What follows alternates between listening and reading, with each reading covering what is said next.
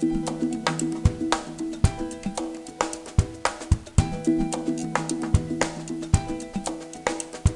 State of the Union has become something that our Constitution's framers just wouldn't recognize in its modern ritual.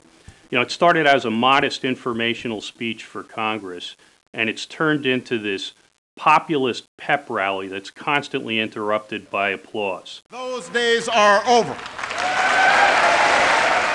In his last State of the Union address, George W. Bush was interrupted some 72 times, and Bush wasn't even popular. In our constitutional system, Congress is supposed to be the lead dog and the dominant branch. And they really shouldn't be jumping up out of their seats to clap at every outsized promise like they're members of the Supreme Soviet cheering a new grain quota. You know, if Barack Obama wanted to do the country a terrific service, this time next year when he gives the State of the Union, the very first sentence ought to be, "Ladies and gentlemen, please hold your applause till the end." As soon as I took office, I asked this Congress to send me a recovery plan by President's Day that would put people back to work and put money in their pockets. Not because I believe in bigger government. I don't. But he obviously does. All of his proposals last night were for bigger government. More healthcare subsidies, more energy subsidies, more global warming regulation, more higher education subsidies. Those are all big government solutions. That is not what we need to revive the American economy. The recovery plan and the financial stability plan are the immediate steps we're taking to revive our economy in the short term. But the only way to fully restore America's economic strength is to make the long-term investments that will lead to new jobs, new industries, and a renewed ability to compete with the rest of the world. He is right, but we need more private sector investment, not more government sector spending. The only way to get more private sector investment is through tax reform and reduction in regulations that reduces the burden of government on the private sector. Here in Washington, we've all seen how quickly good intentions can turn into broken promises and wasteful spending. And with a plan of this scale comes enormous responsibility to get it right. And that's why I've asked Vice President Biden to lead a tough, unprecedented oversight effort, because nobody messes with Joe. Saying nobody messes with Joe and putting up a website, recovery.gov, is not a sufficient substitute for the kind of transparency that should happen under this recovery. The transparency community has called for access to the data, that is, the entire data in raw form, structured so that it can be sliced and diced, mixed and mashed, and the public can do the oversight and decide for itself what programs are working, what programs are not. The cost of our health care has weighed down our economy and our conscience long enough. While President Obama didn't give us very many details last night about how he plans to reform health care, what little we know is very troubling. It would appear that Obamacare is going to rely on mandates for both employers and individuals, increased regulation of insurance, subsidies for the middle class, and a government-run system like Medicare that will compete with private insurance. Essentially, he's going to take 1/7 of the U.S. economy and some of the most important personal and private decisions in our lives and turn them over to government bureaucrats. Healthcare reform cannot wait, it must not wait, and it will not wait another year. Sure, we want to and we need to reform our healthcare system, but doing it right is every bit as important as doing it quickly. Already we've made historic investment in education through the Economic Recovery Plan. The reality is that almost every year for the past 40 years, we have seen historic increases in education spending. We've dramatically expanded early childhood education and will continue to improve its quality because we know that the most formative learning comes in those first years of life.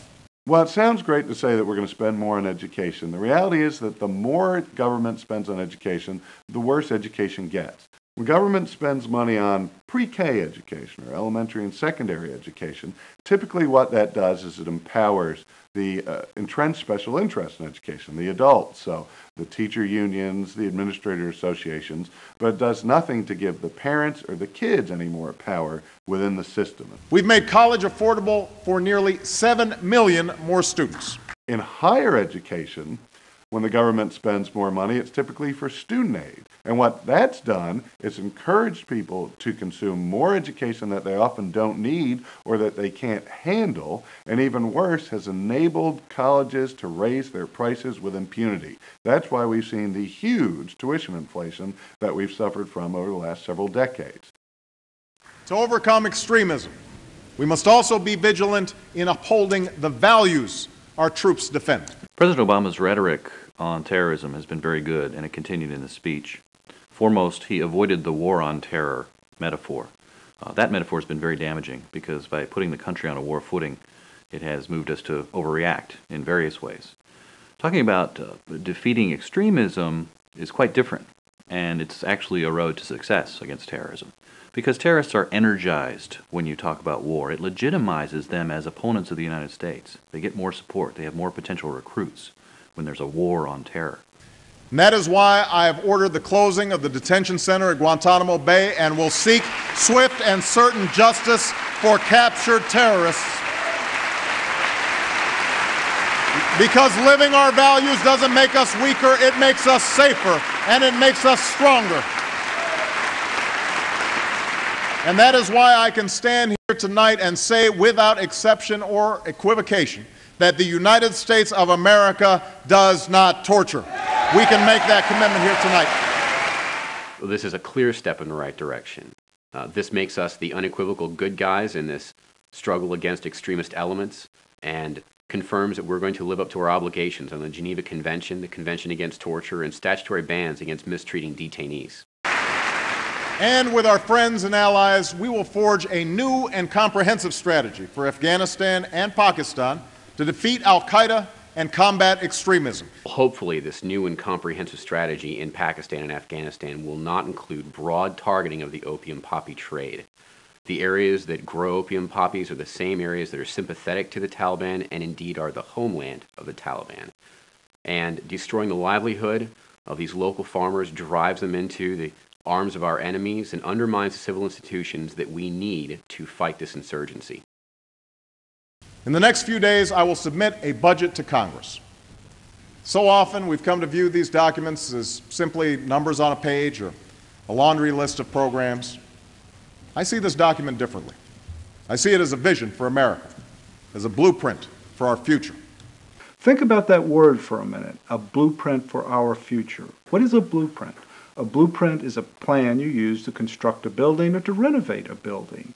It is something that is imposed on the way the world is by a builder. But think of another metaphor that we might think of society as. Think of society as a game that is played under impartial rules which are impartially enforced.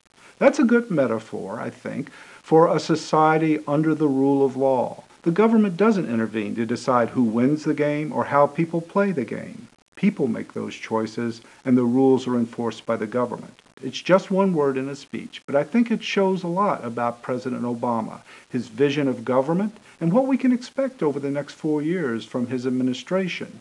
Now, to be sure, President Obama says that not every detail will be a part of the blueprint, a part of the budget, and that's true. But it's early days yet, and I think over time, the tendency is for people who see governing as imposing blueprints or plans tend to decide everything for this society in the end.